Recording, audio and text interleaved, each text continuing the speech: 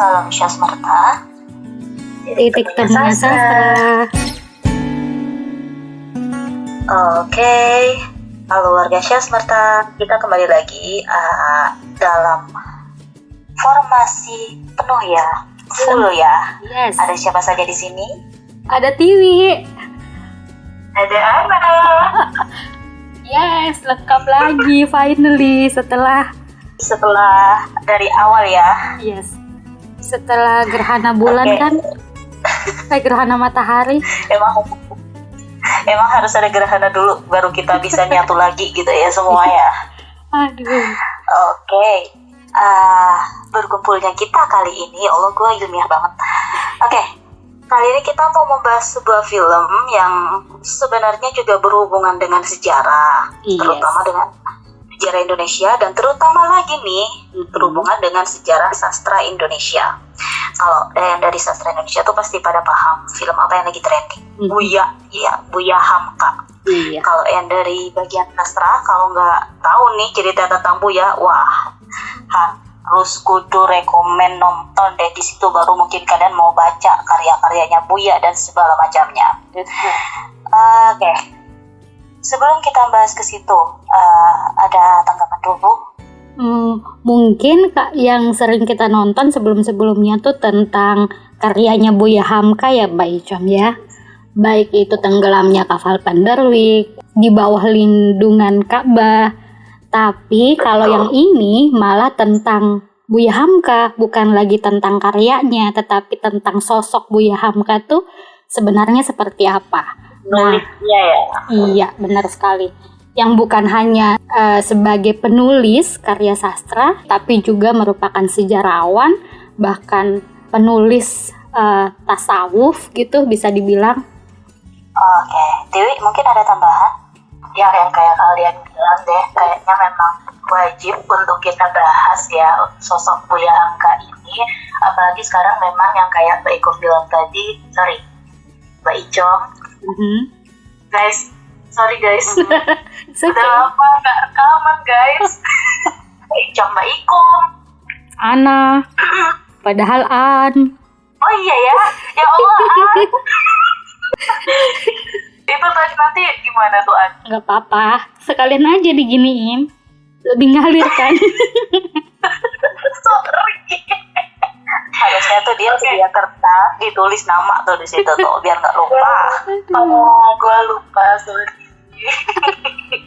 Jadi kalau menurut aku ya sama seperti yang An dan Mbak Ijo bilang tadi, memang sosok Buya Hamka ini kayaknya sudah sangat familiar ya di kalangan rakyat Indonesia, dan memang karya-karyanya juga kayaknya udah banyak yang difilmkan juga gitu kan. Dan kali ini sosoknya nih yang difilmkan, dan yang kayak An bilang tadi bukan hanya sejarawan, sastrawan, tapi mungkin budayawan juga wajib gitu untuk nonton, dan tentunya masyarakat yang tertarik dengan sastra, budaya, dan sejarah itu sendiri gitu kan. Dan itu emang hype banget sih sekarang menurut aku, karena aku nonton itu kemarin kayaknya udah H+8, itu masih rame banget, full banget bioskopnya gitu, sampai kursi-kursi bagian depan itu aja itu keisi semua, gak ada bangku kosong gitu. Jadi kayaknya emang Syasmerta harus membahas ini guys gitu. Gue juga dapat kursi bagian depan guys, sakit leher gue. Aduh, full book. Aku kehabisan tiket, tapi akhirnya mundur ke yang jadwal selanjutnya, next schedule gitu. Dan itu juga udah bagian agak ke depan gitu. Jadi kayaknya emang hype banget sih sekarang nih. Benar. Yang tadi dikatakan kalau bukan hanya sastrawan ya, tetapi ulama juga, wartawan juga, pengajar juga, dan juga untuk Muhammadiyah kayaknya emang harus nonton juga sih. Maksudnya bagaimana Muhammadiyah bisa besar, bukan hanya di Sumatera, tetapi juga di Makassar dan di Jawa juga ya, karena ada andil dari Buya Hamka gitu. Abdul Malik Karim Amrullah gitu ya. Iya betul. betul sekali. Karena sebenarnya dari awal kan ini tentang film biografi ya. Agak skeptis kadang sama film biografi, tapi ternyata hype banget. Karena kalau menurutku sih ya, siapa sih yang nggak tahu sama Buya gitu kan. Mungkin karena dari situ ya penasaran, dan jujur ini salah satu film yang memenuhi ekspektasiku tentang bagaimana seseorang di dalam perjuangannya seperti itu. Jadi nggak fokus di dalam kalau aku bilang ya ada di satu fokus cuma sekedar ya wes ini percintaan aja, enggak. Tapi di sini tuh lebih fokus bagaimana perjuangan Buya itu sendiri. Meskipun kalau menurutku sih ya film ini tuh konfliknya masih belum katakanlah dia konfliknya itu masih soft. Iya. Ya ketika Jepang datang ya sudah konfliknya seperti itu, dapatnya seperti itu, dan konklusinya pun lebih cepat. Mungkin karena ini volume 1. Nah, jadi masih ada 3 volume ternyata. Nah, volume kedua, ketiga setelah dilihat cuplikannya kayaknya akan lebih terasa itu di volume kedua. Bagaimana perjuangan Buya ketika bujang, gimana dia mencari jati dirinya dia dengan tempaan. Ya kalau bisa dikatakan keras sekali ya hidupnya. Dia bapak ibunya cerai, kemudian dia mencoba untuk mencari ilmu sendiri, yang mana bapaknya sendiri pun itu kayak yang kamu kalau misalnya cuma mau main-main doang, kamu gak bakalan seperti jadi ayah gitu. Iya. Itu tuh benar-benar tergambar dari apa ya, kalau anak zaman dulu kan kalau masih ini ya kayak semua orang tuh seperti itu gitu loh. Dengan didikan yang keras, gimana caranya anakku ini harus bisa melebihi dari itu sih. Ya kayaknya di volume pertama ini ceritanya lebih ke perjuangan Indonesia itu sendiri, penyebaran Muhammadiyah itu sendiri gitu ya Anya. Terus juga mungkin nanti yang di volume 2 baru cerita tentang personal Buya Hamkanya itu gitu menurutku. Dan di volume 1 ini sendiri banyak plot hole yang kayak kesannya jadi lompat-lompat gitu. Kayak dari satu scene ke scene lain, terus kejadian event satu ke event lain, itu sangat cepat dan kita kayak kehilangan time lapse gimana ya Anya? Cepet banget gitu pergerakan waktunya, kayak tiba-tiba gini, tiba-tiba gitu, udah ceritanya udah di sini, udah di situ gitu. Menurutku loh ya. Jadi alurnya kayak kurang halus, tapi sebenarnya mungkin memang nanti di volume 2 kayaknya ini lebih baru nih, alurnya itu ngalir dan emang sutradaranya atau mungkin yang buat film itu dibagi-bagi per topik gitu. Mungkin volume pertama topiknya memang tentang perjuangan, topik yang kedua mungkin baru kayak Buya Hamka as a personal, nanti yang volume 3-nya yang lainnya lagi, mungkin kayak gitu kali ya. Jadi ya seperti itu, bukan kayak ngalir dari awalnya itu bagaimana Buya dari kecil atau runut gitu. Ya. Jadi kesannya jadi banyak plot hole-nya gitu. Mungkin sebagai bridging kali ya Wi, untuk masuk nantinya ke volume 2 dan volume 3 gitu. Misalnya ada perempuan yang dikatakan dia udah meninggal, ini semoga nggak spoiler jadinya, yang dikatakan udah meninggal, tapi gue pikir ngapain sih diangkat gitu, toh tidak terlalu kuat karakternya untuk dibahas. Dan ternyata karena gue nggak tahu nih awalnya akan ada volume 2 dan volume 3, malah ternyata di volume-volume selanjutnya yang sepertinya akan dibahas lebih gitu. Jadi bridging untuk the next volume sih. Nah, bagaimana kalau kita fokus ngebahas tentang volume 1 ini? Dalam arti mungkin bagian yang menarik atau topik yang menarik atau isu yang menarik yang kita lihat, kita tangkap dari volume 1 dari Buya Hamka ini gitu. Oke. Sebenarnya di situ mungkin bisa lebih difokusin bagaimana interaksi Buya dengan Umi. Istrinya. Dalam artian istrinya ya. Iya, benar. Karena bisa dikatakan mereka romantis dengan cara yang berbeda gitu. Yes. Ya, bayangin aja sampai buyanya dibilang gimana kalau kamu mau disebut sebagai kiai genit, kiai cabul, ya kalau suaminya agak-agak ini ya pasti bakalan marah dong. Masa suami dibilang gitu, tapi ditanggapi dengan santainya, dengan seakan penuh pemahaman. Ini nih kayaknya perlu diulas nih. Ada beberapa bagian yang memang dari awal scene yang ya mohon maaf ya, ini mudah-mudahan bukan spoiler ya. Yang dari awal scene diceritakan itu ada di Makassar. Bagaimana, aku juga baru tahu nih kayaknya nih ya, orang Makassar menyodorkan anak perempuannya untuk menjadi istri kedua pada kiai atau ulama. Itu wajarkah? Jujur penasaran gue nih. Nah, gue yang sama temenku ya, pas scene itu, ya semoga juga bukan spoiler ya, pas scene itu gue yang langsung kayak gini sama temenku, ini kayak nggak mencerminkan Makassar banget nih. Maksudku, nah, dan melihat ada scene bahwa ada bapak yang menginginkan anaknya untuk dijadikan istri kedua, dan itu latar belakang budaya sini, gue tuh sama temen malah jadi questioning nih, ini kenapa nih yang sampai menggambarkan Makassar seperti itu atau budaya Bugis seperti itu gitu. Apakah sebegitunya, apakah memang ini kisah nyata? Lebih ke kayak, ini nggak salah jalur nih. Ini bukannya malah punya lebih ke arah Madura ya, karena kalau di Madura itu kan ulama dan pemuka agama itu kan memang dijunjung tinggi gitu. Jadi pikiranku, lah kok bisa? Makanya terdapat banyak plot hole juga di situ tuh.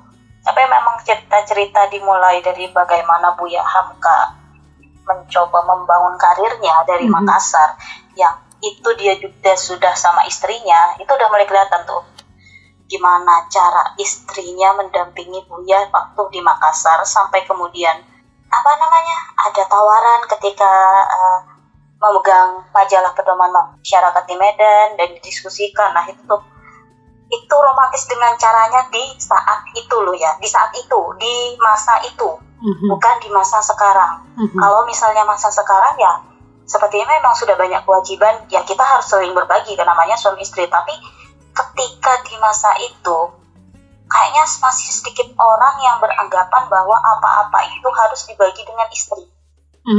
Mereka berdua tuh terlihat menjadi pasangan diskusi juga, pasangan intelektual juga. Mungkin istrinya di domestik, tetapi suami yang keluar rumah ini malah tidak mengabaikan pesan-pesan atau tanggapan atau opini dari istrinya gitu ya. Seperti yang ku bilang di awal, di tahun segitu di mana penjajahan masih Belanda ya, aku bilang penjajahan di situ masih Belanda karena kita masih ada dikuasainya Jepang. Belanda dulu. Iya, dua-dua. Yang waktu di Jepang kan dia. Ya sabar.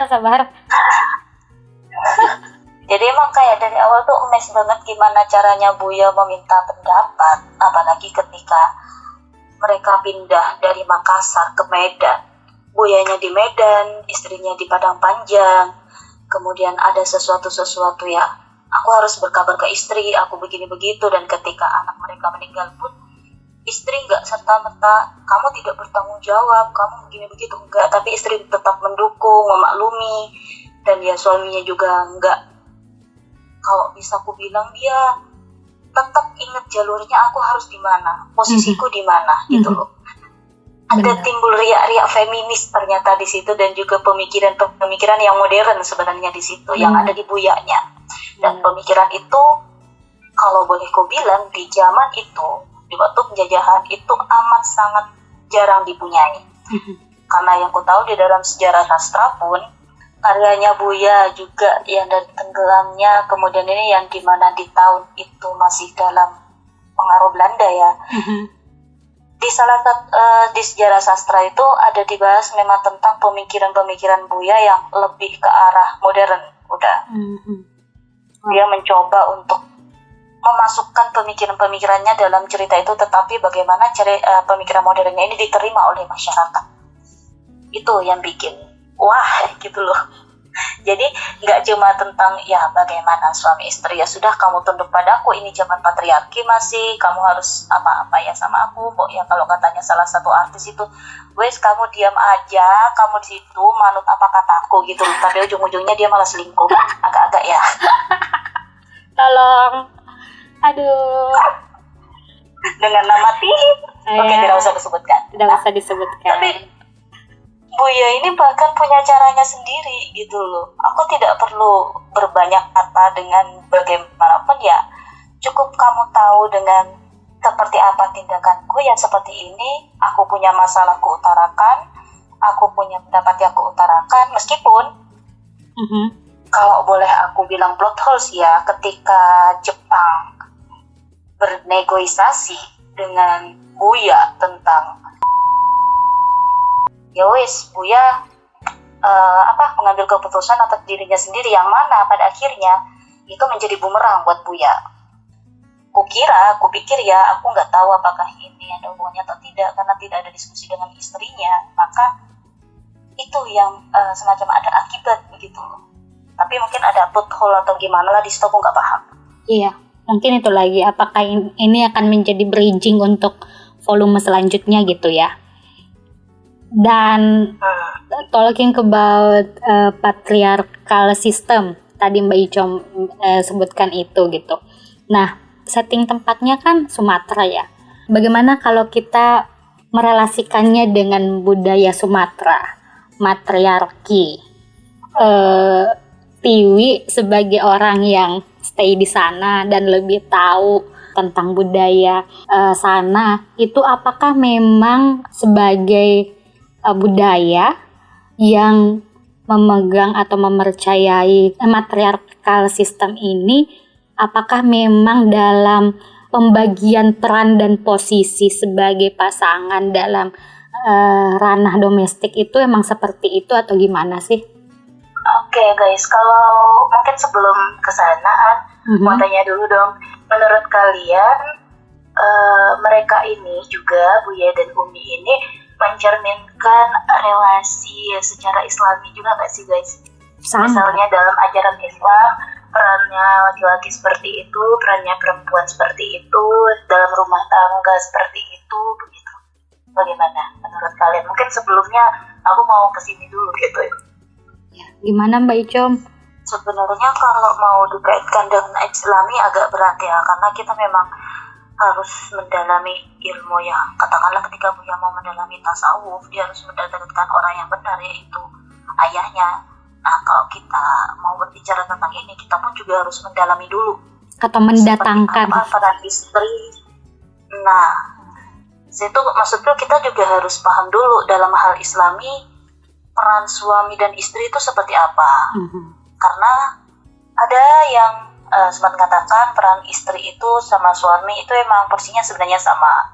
Tapi ada juga yang mengatakan bahwa istri itu di bawah kendali suami. Nah, tapi yang aku lihat di sini, aku nggak tahu apakah ini merepresentasikan di bagian Minang juga ya. Maksudnya di bagian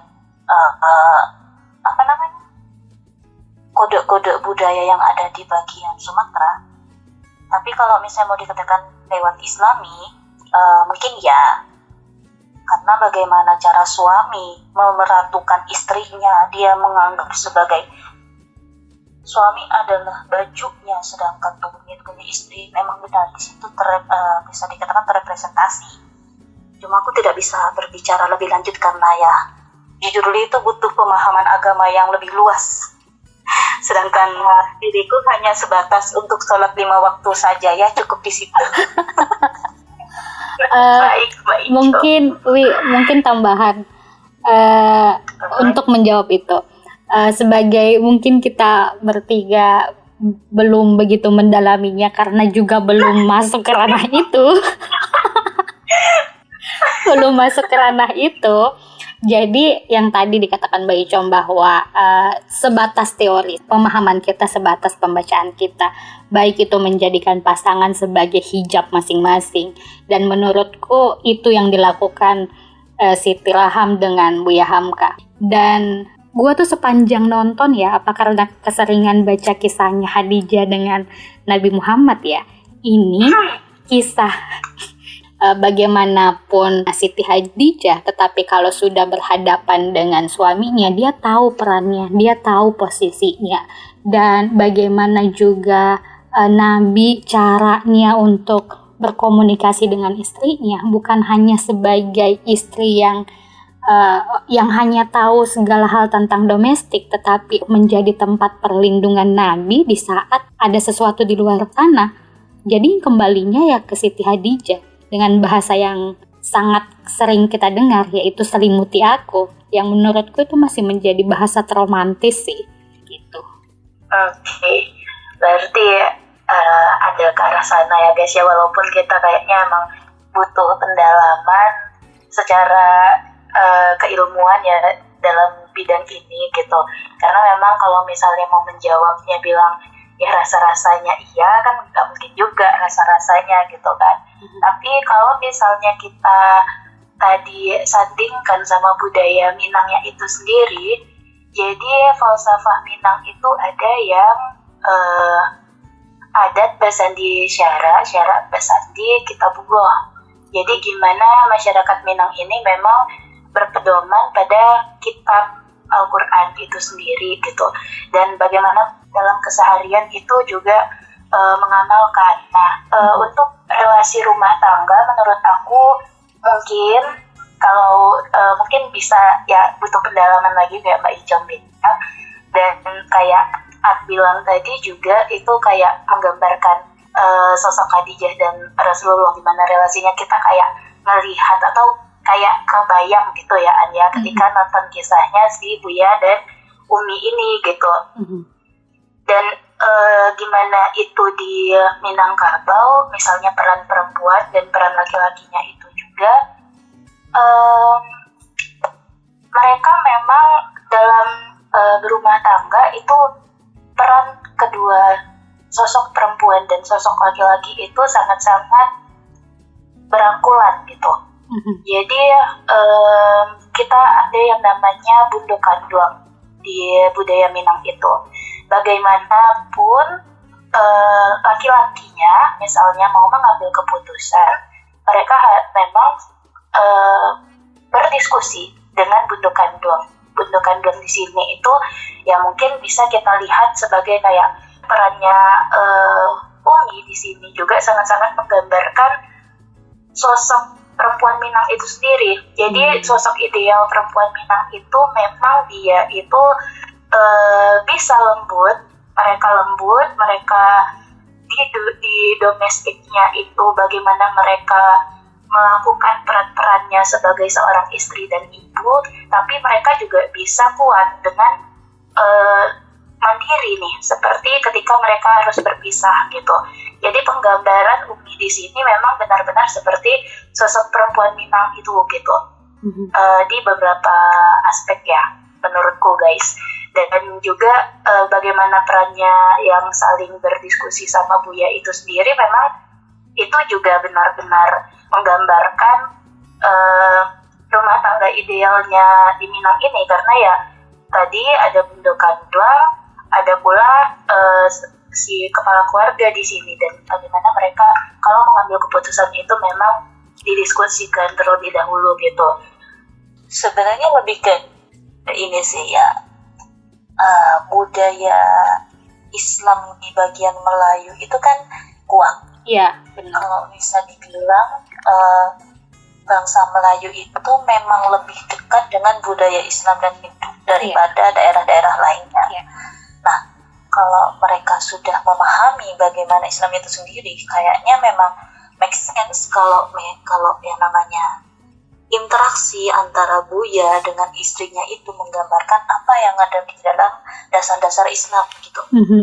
Buyanya sendiri dengan fasih mengatakan, bahkan ketika dia dilamar, dia diminta untuk menjadi suami. Kalau di luar tuh kan suka pakai ayat sepenggal-sepenggal untuk membenarkan sesuatu tuh kadang tuh. Bisa kedua, ketiga, sampai punya 2, 3, boleh 4, boleh ya. Dan ketika Buya mengatakan, tapi setelah itu ada lanjutannya. ketika kalau memang kamu mau melakukan hal itu, maka kamu harus adil dulu. Nah, saya nggak yakin saya adil, tapi saya yakin kok, gitu kan si ceweknya.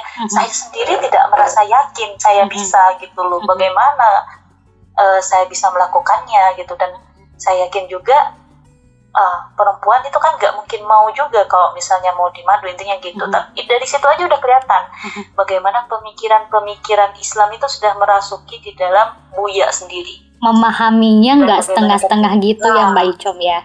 Nah itu memahaminya ya, kalau kamu mau membaca buku awalnya, kamu harus baca sampai akhir supaya kamu tahu apa maksudnya, gitu kan. Iya. Nah dari itu ketika Buya ini meratukan Siti Rahang sebagai seseorang yang udah kamu ku ambil sebagai istriku, maka kewajibanku untuk meratukanmu, itu terrepresentasi entah dalam bidang apapun. Kalau boleh ku bilang, istri memang tempatnya di dalam domestik, dia mengurus anak, dia melahirkan, dia apa segala macam. Tetapi di situ juga ditekankan bahwa istri tidak hanya seperti itu, dia menjadi orang yang memperhatikan suaminya, di mana juga dia menjadi tempat diskusi, di mana juga mendapatkan perlindungan seperti itu, perlindungan entah dari apapun itu, yang sampai ketika Buya kena fitnah, kemudian gak punya kerjaan, aku yakin pada suamiku, ya udah kamu daripada kita di sini, kita pindah ke Padang Panjang. Buya menurut, dan itu tuh sesuatu hal yang kadang jarang dipunyai, gitu loh. Ego laki-laki itu kan kadang lebih besar daripada perempuan. Di zaman itu, di saat itu, seorang Buya yang punya pemikiran dan sikap yang berdasarkan Islam, pemahaman Islam yang kemudian direpresentasikan, itu wah sekali sih menurutku sih. Iya. Yang paling baik kan memang yang baik kepada keluarganya kan. Dan itu yang dilakukan yang pertama gitu.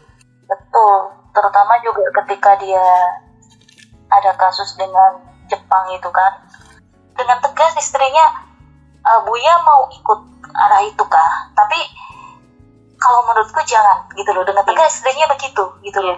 Dia berani mengeluarkan pendapatnya, meanwhile yang namanya suaminya juga mendengarkan. Sangat jarang terjadi kalau di zaman itu yang namanya istri punya suara untuk didengarkan. Benar. Bahkan kalau untuk pendapat pun nggak boleh.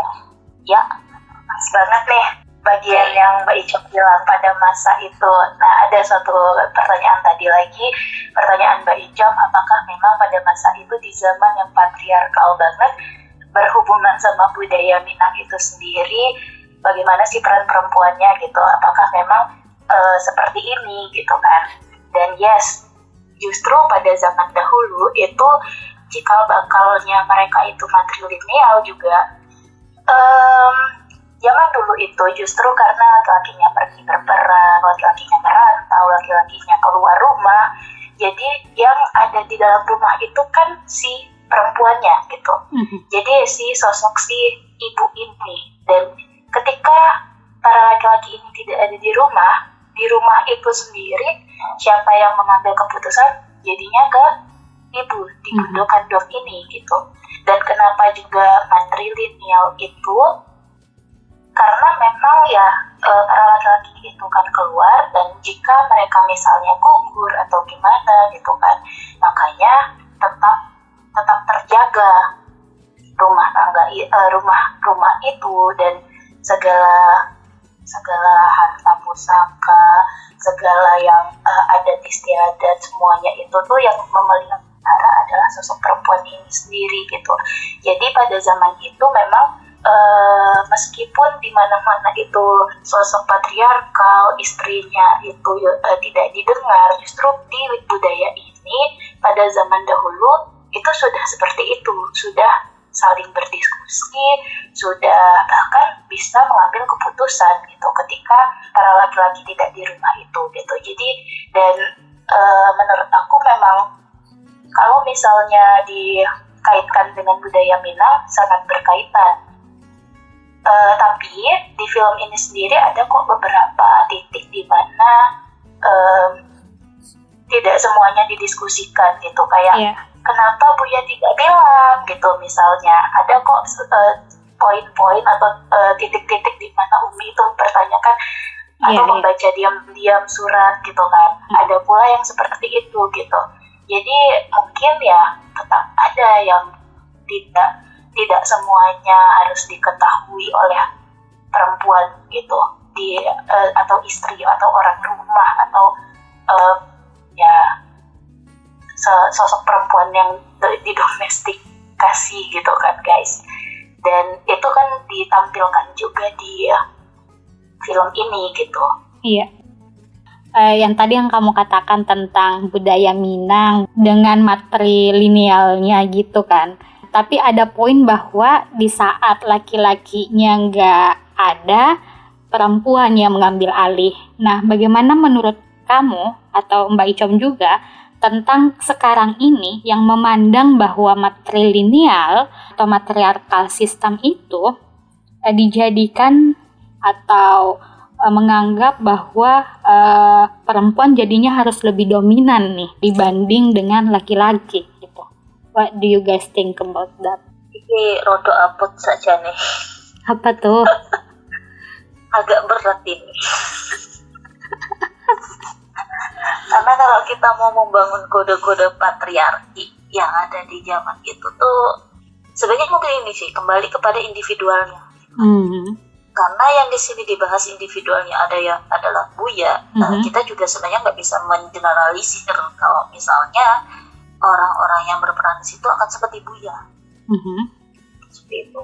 Makanya ketika aku bilang ada beberapa sistem patriarki yang memang ternyata tidak dijalankan oleh Buya atau didobrak oleh Buya, maka ya kita tidak bisa mengeneralisir juga kalau misalnya di bagian Minang ya seperti itu memang gitu.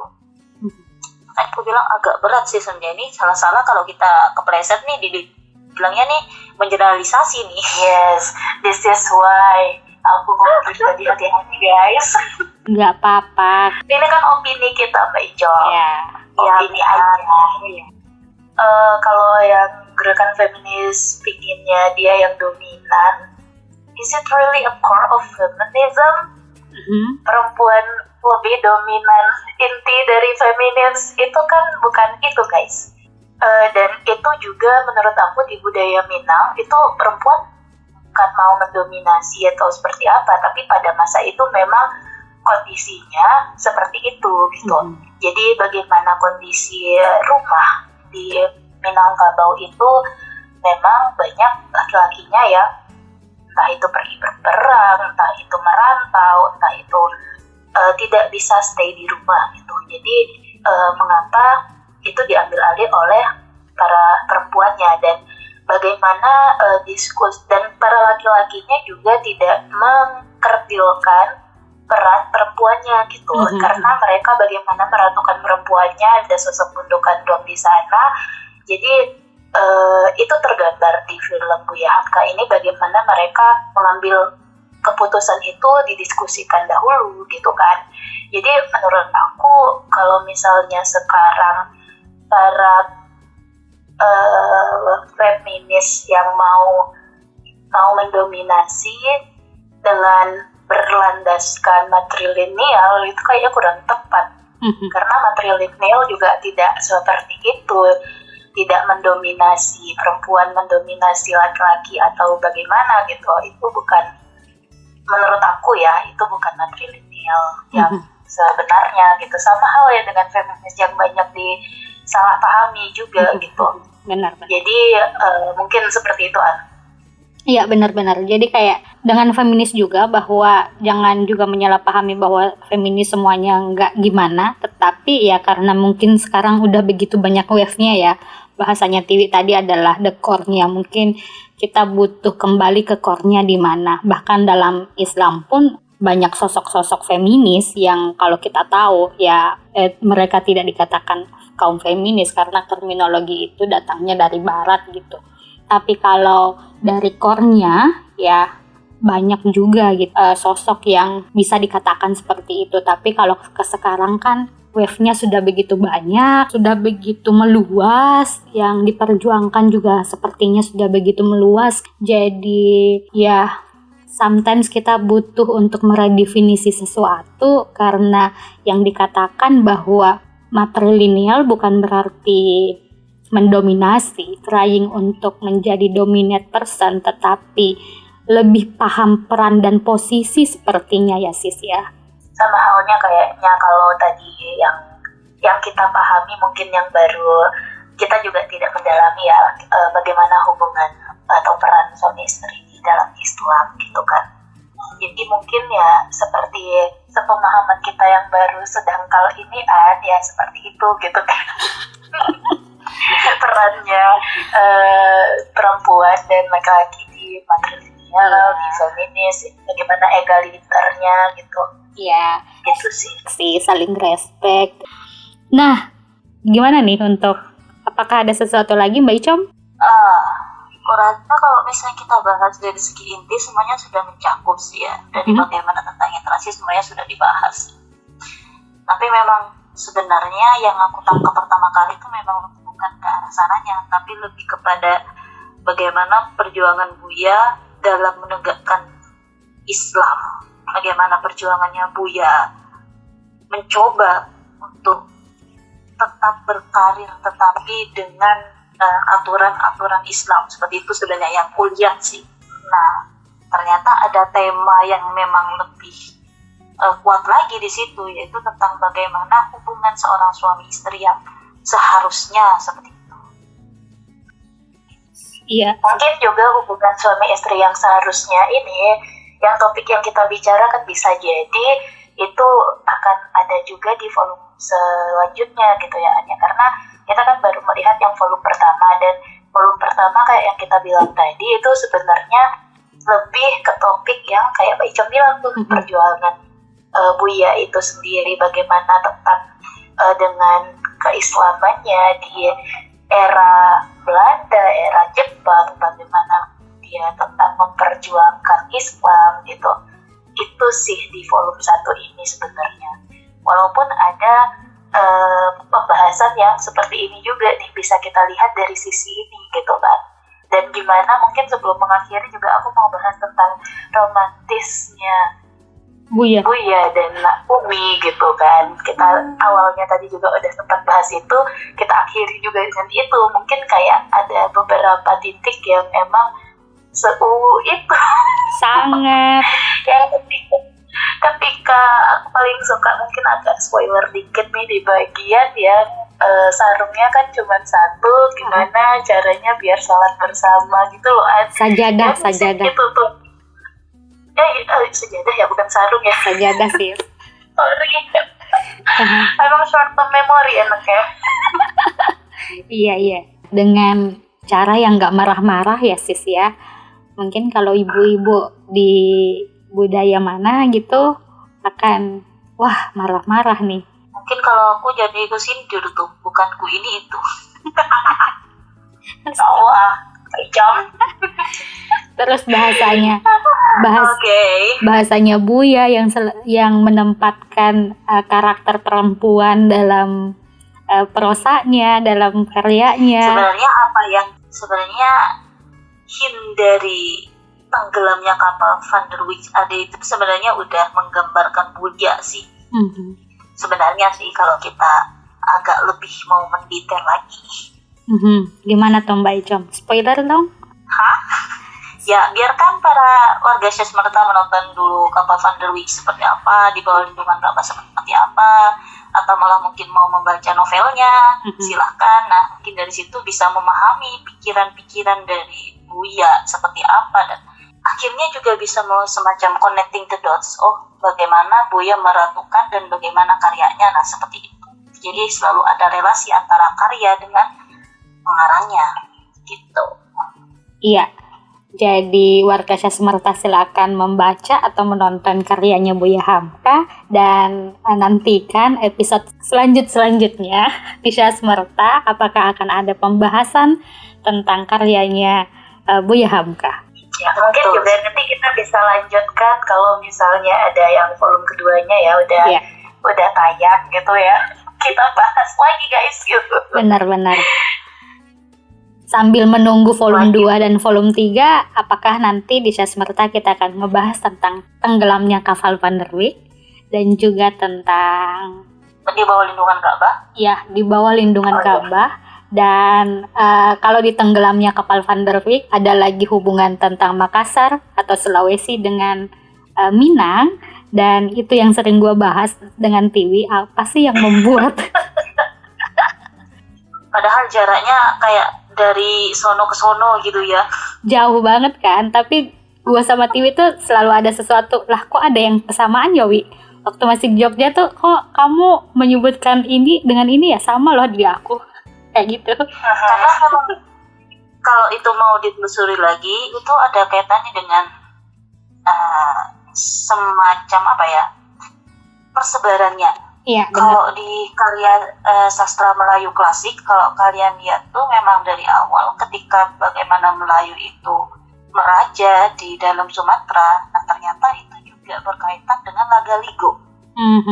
Nah, makanya dari situ kemungkinan ada beberapa persamaan. Mungkin karena memang yang dituju itu bahkan bukan Pulau Jawa, tetapi ke bagian Sulawesinya dengan melewati Kalimantan. Ada semacam di sastra klasik itu tergambarkan di situ semua karya-karyanya seperti apa, pengaruh-pengaruh pikirannya seperti apa, pola-polanya itu hampir sama seperti yang ada di Lagaligo. Wow. Ya, kita akan lanjutkan di episode selanjutnya ya Mbak Ijom. Kamu akan jadi narasumber bisa satu episode sendiri soalnya. Iya. Oke, kayaknya sampai di sini ya untuk episode kali ini ya An ya. Mungkin kalau kita lanjutin bakal makin banyak nih ke spoiler jadinya nih. Benar.